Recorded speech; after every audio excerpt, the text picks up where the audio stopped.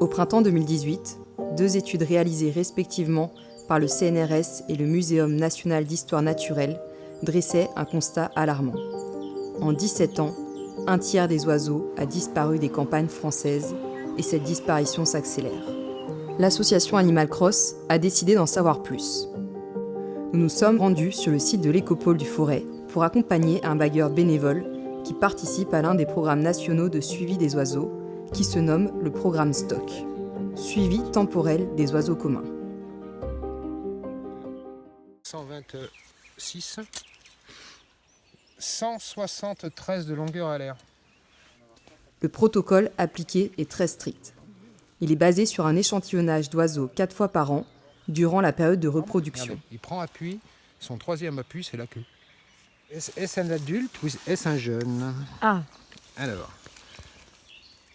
Chaque année, aux mêmes dates et aux mêmes heures, sur les mêmes sites et avec des filets disposés aux mêmes emplacements, les oiseaux sont capturés, extraits des filets avec grande précision, identifiés, bagués, puis relâchés.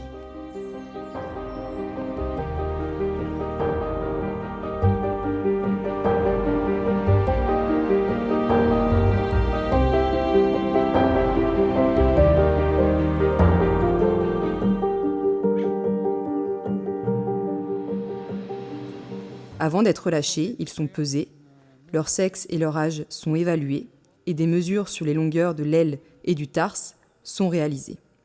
77 de longueur alaire.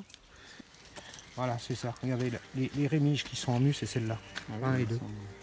Elles devraient être la longueur des autres. Donc, mu des rémiges primaires. Tu regardes le code.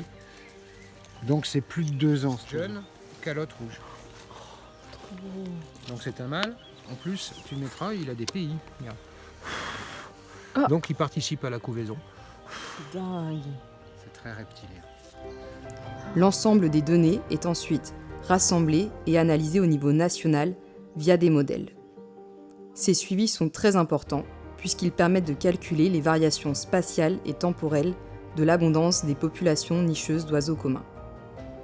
Cela fait maintenant 31 ans que Régis André réalise ses activités de bagage sur le site de l'Écopole du Forêt et il nous livre ses observations.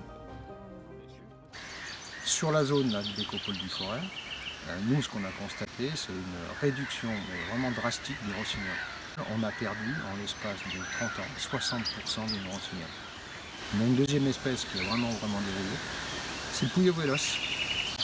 Le problème, c'est qu'en fait, c'est aussi une forme d'indicateur, c'est que là où il était très commun, on en a perdu énormément, avec une échelle ici de près de 70%. Donc c'est probablement, bien sûr, problème d'insecticide, problème de migration au long cours de cette espèce, qui crée des problèmes. Pour qu'un migrateur au long cours puisse revenir se reproduire sur zone, il faut qu'il fasse un grand nombre de jeunes, parce que pendant la migration, vous avez une destruction, une mortalité très importante des jeunes.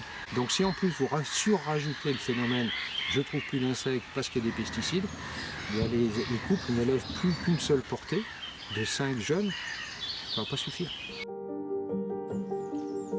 Alors que la France avait pour objectif de réduire de 50% l'usage des pesticides pour 2018 via la mise en place du plan Ecophyto, la consommation de pesticides a en fait augmenté de 12,4% entre 2009 et 2017.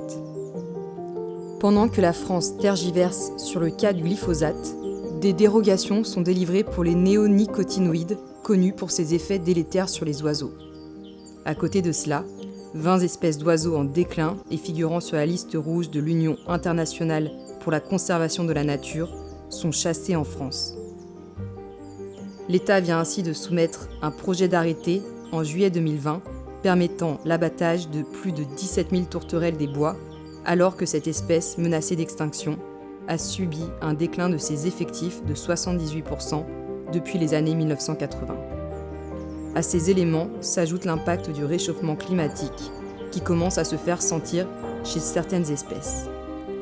Alors, devons-nous attendre un silence complet dans nos campagnes pour que nos élus prennent enfin des décisions à la hauteur de la situation observée et avérée grâce aux études menées par les scientifiques ?